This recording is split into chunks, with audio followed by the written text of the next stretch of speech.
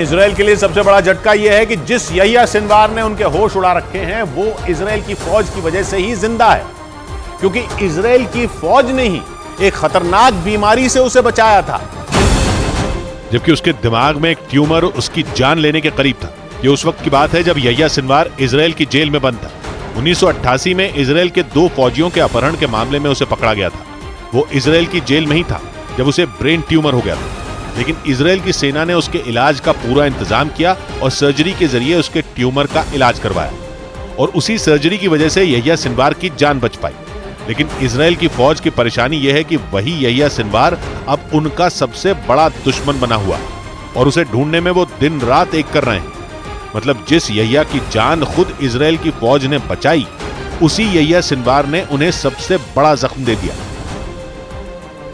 Israel के media के मुताबिक हमास को बड़ा झटका तब लगा जब तुर्की ने इस चरमपंथी संगठन के प्रमुख इस्माइल हनिया को मुल्क छोड़कर जाने का फरमान सुना दिया।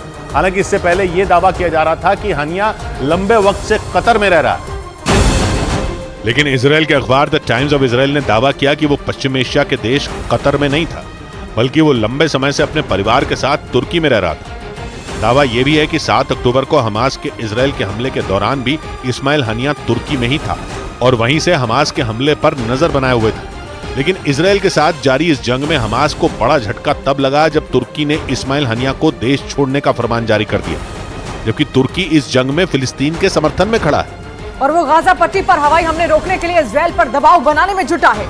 लेकिन इसके बाद भी उसने हमास के पोलित ब्यूरो के प्रमुख इस्माइल हनिया को देश छोड़ने के लिए कह दिया। हालांकि इस खबर के सामने आने के कुछ घंटों बाद तुर्की ने इस्माइल हनिया के वहां छिपे होने की बात से ही इनकार कर दिया।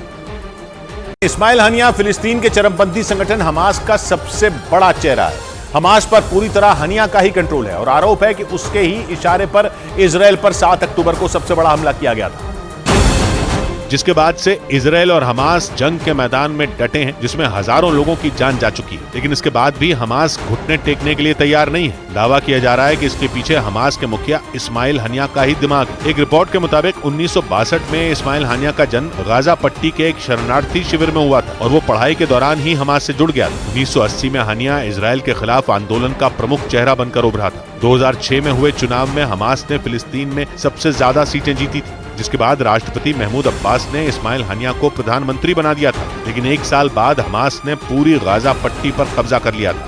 इसके ठीक 10 साल बाद हनिया को 2017 में हमास के राजनीतिक ब्यूरो का प्रमुख चुन लिया गया और दावा है कि वो पिछले कई साल से अपने परिवार के साथ कतर में रह रहा है।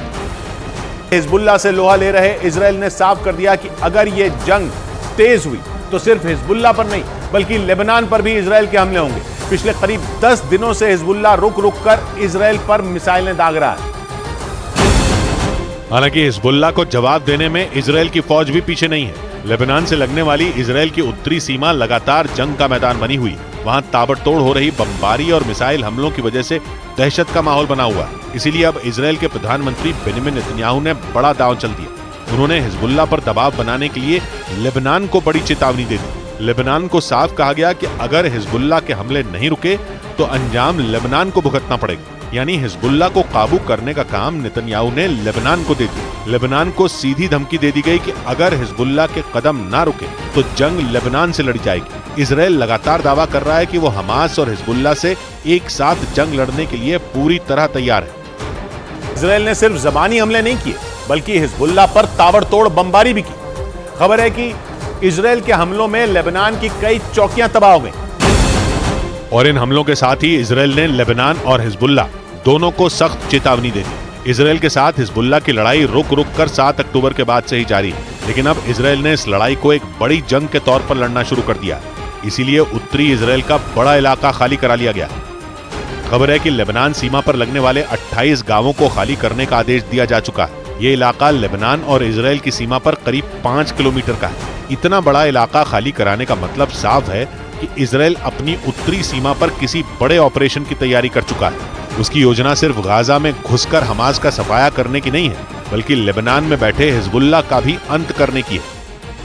इजराइल और लेबनान की सीमा पर सैनिकों के बीच पहुंचे इजराइल के प्रधानमंत्री बेंजामिन नेतन्याहू ने माना कि इस वक्त इजराइल 2 मोर्चों पर एक साथ जंग लड़ रहा है। इसी के साथ नेतन्याहू ने हिजबुल्लाह को चेतावनी दी कि वो जंग में कूदा तो अंजाम विनाशकारी होगा।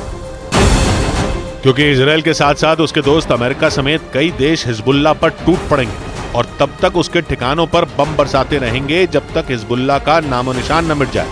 हिजबुल्लाह को ये चेतावनी नेतन्याहू ने ठीक लेबनान की सीमा पर खड़े होकर दी।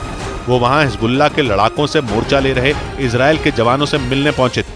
वहां नेतन्याहू ने लेबनान में बैठकर इजराइल को निशाना बना रहे हिजबुल्लाह के खिलाफ ताल ठोक दी। והצד השני לנצח שם ניצחון מוחץ שמוחק את חמאס।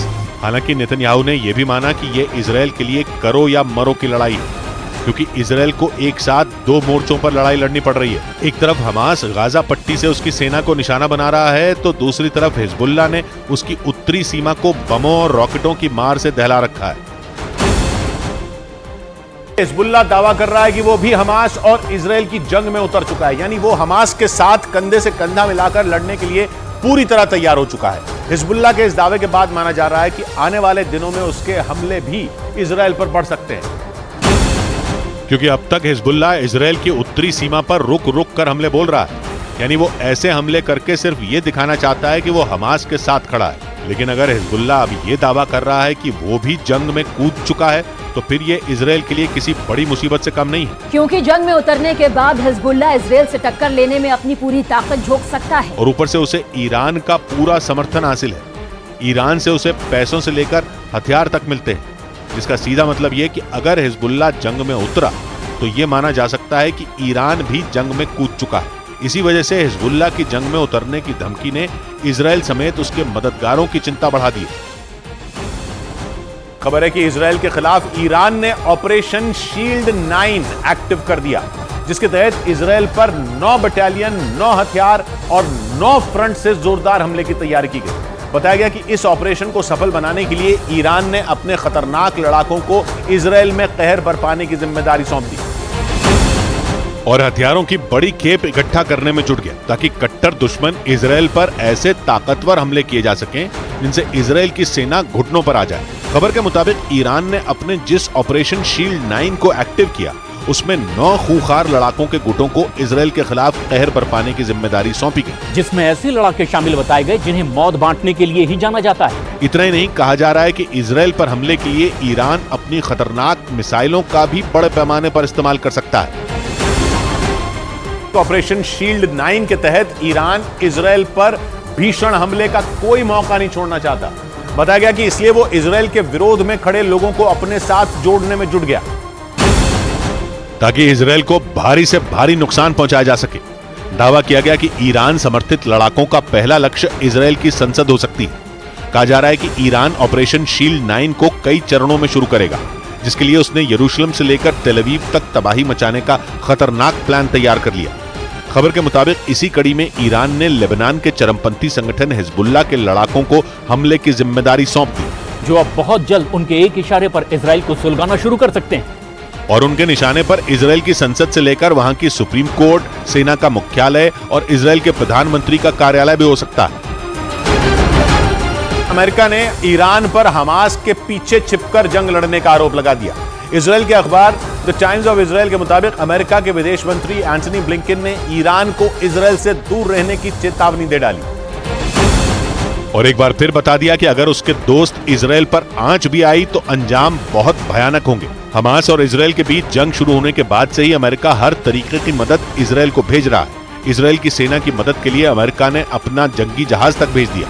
लेकिन अब जब ऐसी खबर आई कि ईरान बड़े पैमाने पर इजराइल में हमले की तैयारी में जुट गया तो अमेरिका का गुस्सा भी भड़क गया, क्योंकि भूमध्य सागर में इजराइल की नेवी के साथ अमेरिका के सैनिक भी मौजूद हैं। ऐसे में अगर इजराइल पर हमले हुए तो अमेरिका के सैनिकों पर भी खतरा बढ़ेगा और इसीलिए अमेरिका के विदेश मंत्री एंटनी ब्लिंकन ने साफ कह दिया, ईरान इजराइल से जितना दूर रहे उसके लिए उतना ही अच्छा होगा।